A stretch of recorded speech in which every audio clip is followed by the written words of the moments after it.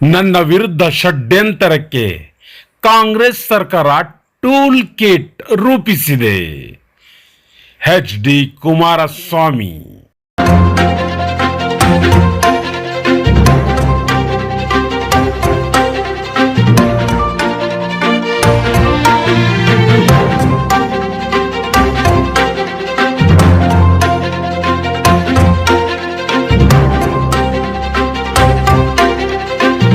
ಅದು ಡಿನೋಟಿಫಿಕೇಶನ್ ಆಗಿದೆ ಯಡಿಯೂರಪ್ಪನವ್ರ ಕಾಲದಲ್ಲಿ ಆಗಿದೆ.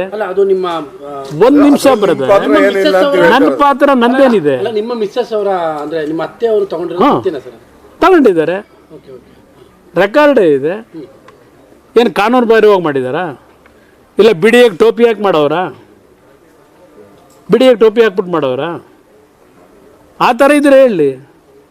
ಇಲ್ಲ 14 ಸೆಕೆಂಡವ್ರಲ್ಲ, ಯಾವುದೋ ಪ್ರಾಪರ್ಟಿ, ಯಾವೊಂದೋ ಪ್ರಾಪರ್ಟಿ ಡಿನೋಟಿಫಿಕೇಶನ್ ಆಗಿದೆ. ನಿಮ್ಮ ಅತ್ತೆಯವರು ತಗೊಂಡ್ರೆ ಡಿನೋಟಿಫಿಕೇಶನ್ ಅಲ್ಲಿ ನೆನ್ನೆ ಅವರು ರೆಕಾರ್ಡ್ನ ಬಿಡುಗಡೆ ಮಾಡಿಲ್ಲ. ಇದು ಎಲ್ಲದರ ಬಗ್ಗೆ ಆಲ್ರೆಡಿ ತನಿಖೆಗಳಾಗೋಗಿದೆ. ತನಿಖೆಗಳಾಗಿ ಇದರಲ್ಲಿ ನಾವು ಏನೂ ಮಾಡೋಕ್ಕಾಗಲ್ಲ, ಕಾನೂನುಬದ್ಧವಾಗಿದೆ ಇದು ಅಂತೇಳಿ ಎಲ್ಲ ತೀರ್ಮಾನಗಳು ತನಿಖೆಯ ವರದಿಗಳಲ್ಲಿ ಮಾಡ್ಕೊಂಡಾಗಿದೆ ಅವರು. ಅದಕ್ಕೆ ಅದನ್ನು ತನಿಖೆನ ಆದ ನಂತರ ಕ್ಲೋಸ್ ಮಾಡಿಲ್ಲ, ಹಂಗೆ ಜೀವ ಇಟ್ಕೊಂಡು ಕೂತ್ಕೊಂಡವ್ರೆ. ಟಾರ್ಗೆಟ್ ಕುಮಾರಸ್ವಾಮಿ ಅಂತ ಅದರಲ್ಲಿ ಸಂಶಯನೇ ಇಟ್ಕೋಬೇಡಿ ಬ್ರದರ್, ನಾನೇನು ಎಲ್ಲೂ ಹೋಗಲ್ಲ. ಟಾರ್ಗೆಟ್ ಕುಮಾರಸ್ವಾಮಿ ಎಲ್ಲಿ ಹಿಡಿಬೇಕು, ಏನು ಮಾಡೋದು ಪಾಪ ಒದ್ದಾಡ್ತಾವ್ರೆ. ಇಷ್ಟು ಸರ್ಕಾರ ಕೈಲಿ ಇಟ್ಕೊಂಡವ್ರ ಯೋಗ್ಯತೆಗೆ ಯಾವುದಾದ್ರೂ ಒಂದು ಹೊಸ ಸಬ್ಜೆಕ್ಟ್ನಾದ್ರು ಹುಡುಕ್ಬೇಕೋ ಬೇಡವೋ? ಇದು ಯಾವಾಗ ನಾನು ಆಗಿನ ಸರ್ಕಾರದಲ್ಲಿ BJP ಸರ್ಕಾರ ಸಿದ್ದರಾಮಯ್ಯನವರ ಸರ್ಕಾರದ ವಿರುದ್ಧ ವಾಗ್ದಾಳಿ ಮಾಡ್ತಾ ಇದ್ದಲ್ಲ, ಹಲವಾರು ವಿಷಯಗಳಲ್ಲಿ ಇರಿಸುಮುರುಸು ಮಾಡಿದ್ನಲ್ಲ, ಆ ಹಿನ್ನೆಲೆಯಲ್ಲಿ ಈ ಕೇಸನ್ನು ಹಾಕಿಸ್ತಾರೆ. ನಾನೊಂದು ಪಾರ್ಟಿ ಅದಂಥದ್ದು A2 ಮಾಡಿ ಹಾಕ್ಸಿರ್ತಕ್ಕಂಥದ್ದು ಇದು ಕೇಸು. ಇದರಲ್ಲಿ ನಾನು ನನ್ನ ಜೀವನದಲ್ಲಿ ಎಂದೂ ಸಹ ಯಡಿಯೂರಪ್ಪನವರು 4 ಕೇಸ್ ಹಾಕ್ಸವ್ರೆ. ಯಡಿಯೂರಪ್ಪನವರು 4 ಕೇಸ್ ಹಾಕ್ಸಿದ್ರು. ಅದು ಅದೆಂತೋ ಸಾಯಿ ವೆಂಕಟೇಶ್ವರ ಅಂತಾರಲ್ಲ, ಇವ್ರು ಮಾಡಿದ ಕೇಸಲ್ಲ ಅದು, ಯಡಿಯೂರಪ್ಪನ ಕಾಲದಲ್ಲೇ ಆಗಿರೋ ಕೇಸ್ ಅದು. ಈ ಕೇಸು ತನಿಖೆ ಮುಗಿದಿದೆ. ಈ ಕೇಸ್ ತನಿಖೆ ಆಗೋಗಿ ಎಷ್ಟೋ ವರ್ಷ ಆಗಿದೆ, ಹಿಡ್ಕೊಂಡು ಕೂತವ್ರೆ. ನಿಮಿಷ ನೋಟಿಫಿಕೇಶನ್ ಆಗಿರೋ ಜಾಗಗಳನ್ನ ಖರೀದಿ ಮಾಡಬಾರ್ದು ಅಂತ ಇದೆಯಾ? ಎಲ್ಲಿ ಒಂದು ಕೆಲಸ ಮಾಡಿ ಹೋಗ ನೋಡಿ, ಎಲ್ಲಿದೆ ಡೆವಲಪ್ ಆಗಿರೋದು ಗೊತ್ತಾಗುತ್ತೆ ನಿಮಗೆ. ಈ ಪ್ರಾಪರ್ಟಿ ಡೆವಲಪ್ ಆಗಿದ್ರೆ ಎಸ್, ನಾನು ಯಾತಿಗೆ ಬೇಕಾದ್ರೂ ಅದನ್ನು ನಂದಿಲ್ಲೇನು ತಪ್ಪಿಲ್ಲ, ಇದಕ್ಕೆ ನನಗೆ ಸಂಬಂಧ ಇಲ್ಲ ಅಂತ ಹೇಳ್ಬೋದು. ಇದಕ್ಕೆ ನನ್ನ ಸಂಬಂಧ ಇಲ್ಲ, ಅವ್ರು ವೃತ್ತಿ ಮಾಡೋರು ಅವ್ರೇನೋ ಮಾಡ್ಕೊತಾರೆ, ನನಗೇನು ಸಂಬಂಧ ಅಂತ ಹೇಳ್ಬೋದು. ಇಲ್ಲಿ ಪ್ರಶ್ನೆ ಆ ಪ್ರಾಪರ್ಟಿ ಬಗ್ಗೆ ನನ್ನ ಮುಂದೆ ಫೈಲ್ ಬಂದಾಗ ಏನು ಹೇಳಿದ್ದೀನಿ, ನಾನು ಕ್ಲಿಯರ್ ಮಾಡಿ ಕಳಿಸಿದ್ದೀನ.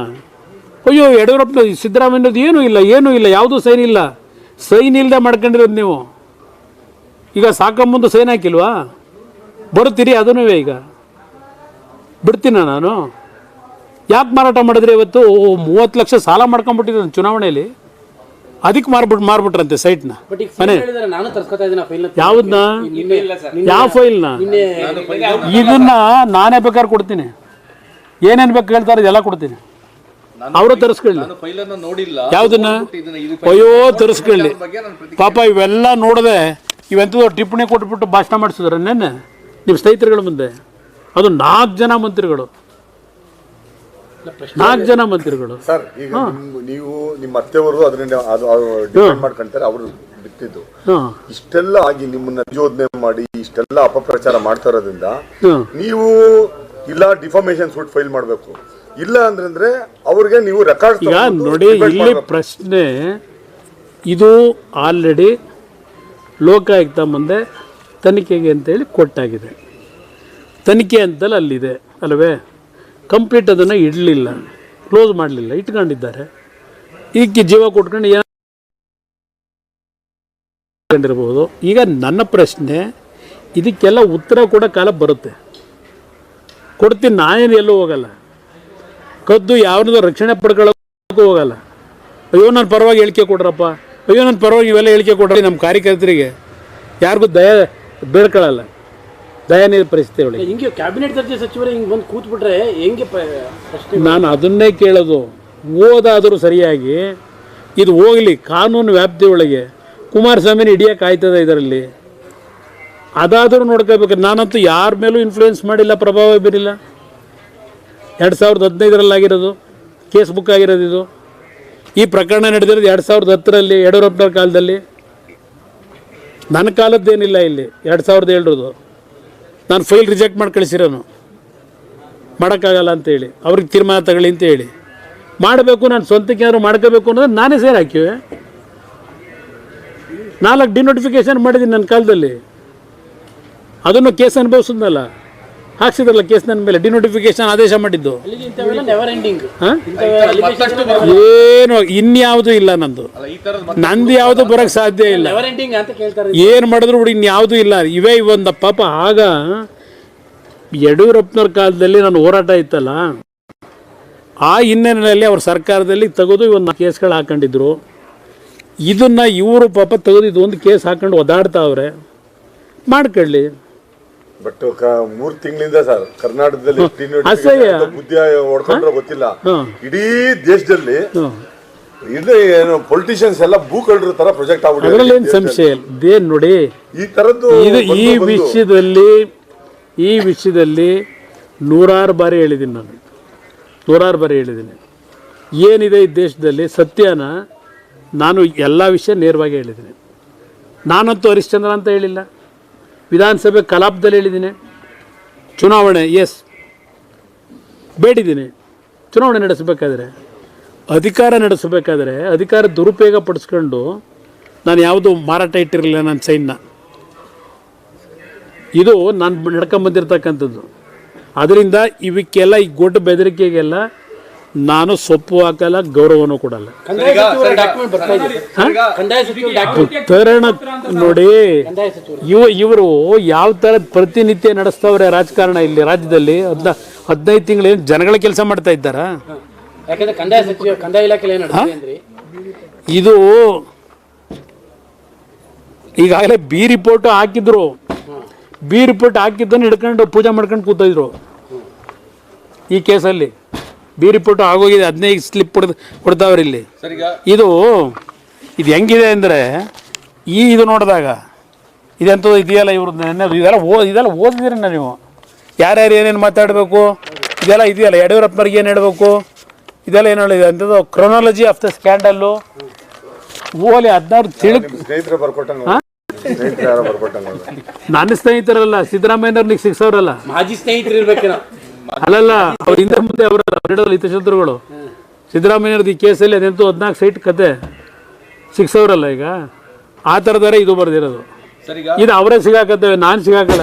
ಅಲ್ಲ, ನೀವು ಓದ್ತಾ ಇರೋದು ನೋಡಿದ್ರೆ ಸಾಮಾಜಿಕ ನಾಟಕದಲ್ಲಿ ಡೈಲಾಗ್ ಬರ್ಕೊಡ್ತಾರಲ್ಲ, ಅದು ನೋಡೋದು ಹಂಗೆ ಇದೆ. ಇದು ಅದೇನೋ ಟೂಲ್ ಕಿಟ್ ಅಂತಾರಂತಲ್ಲ, ಟೂಲ್ ಕಿಟ್ ಇದು ಕತೆ. ಇದು ಆ ಮಟ್ಟಿಗೆ ಇಳುವಾಗ ಅವ್ರೆ. ಕೃಷ್ಣ ಬೈರೇಗೌಡ ಅದೇ ಎಲ್ಲರದ್ದು ಕಿಡ್ದು, ದಿನೇಶ್ ಗುಂಡೂರಾವ್, ಸಂತೋಷ್ ಲಾಡು.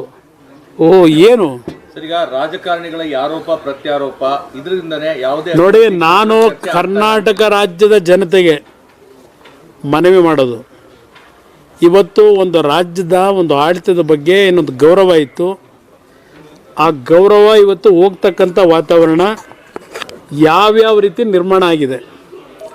ತೀರ್ಮಾನ ನೀವು ಮಾಡ್ಕೊಳ್ಳಿ. ನಾನು ನಾಡಿನ ಜನತೆಗೆ ಹೇಳ್ತೇನೆ, ಅತ್ಯುತ್ತಮವಾದಂಥ ರಾಜ್ಯ ಅಂತಕ್ಕಂಥ ಹೆಸರಿದ್ದು ಇವತ್ತು ಈ ಪರಿಸ್ಥಿತಿಗೆ ಇವತ್ತಿನ ರಾಜಕಾರಣಿಗಳು ತರ್ತಾ ಇದ್ದೇವೆ. ಎಂತೆಂಥ ಇಶ್ಯೂಗಳು ಬರ್ತಾ ಇದೆ ಈಗ. ಇದು ಅಸಹ್ಯ ಆಗೋದಿಲ್ವ? ಯಾರೋ ಬೀದಿಲಿ ನಾಳೆ ಬೆಳಗ್ಗೆ ನಿಮ್ಮ ಮೇಲೆ ಯಾರಾದರೂ ಒಬ್ಬರು ಹೋಗ್ಬಿಟ್ಟು ಒಂದು ಕಂಪ್ಲೇಂಟ್ ಕೊಡ್ತಾರೆ, ಇದೆಲ್ಲ ರೋಡಲ್ಲಿ ಹೋಗ್ತಾ ಇದ್ದೆ ಹಿಡ್ಕೊಂಬಿಟ್ಟ ಎಳೆದ್ಬಿಟ್ಟ ಅಂತೇಳಿ ತಗೊಂಡು ಲಾಕಪ್ಗೆ ಏನು ಮಾಡ್ತೀರಿ? ಇದೇನು ಪೊಲೀಸ್ ಇಲಾಖೆನಾ?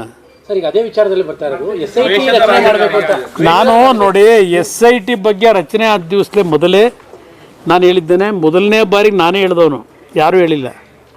ಇದು ಸಿದ್ದರಾಮಯ್ಯ ಇನ್ವೆಸ್ಟಿಗೇಷನ್ ಅಥಾರಿಟಿ, ಇನ್ನೊಂದು ಶಿವಕುಮಾರಂದು ಅಂತ ಹೇಳಿದ್ದೆ.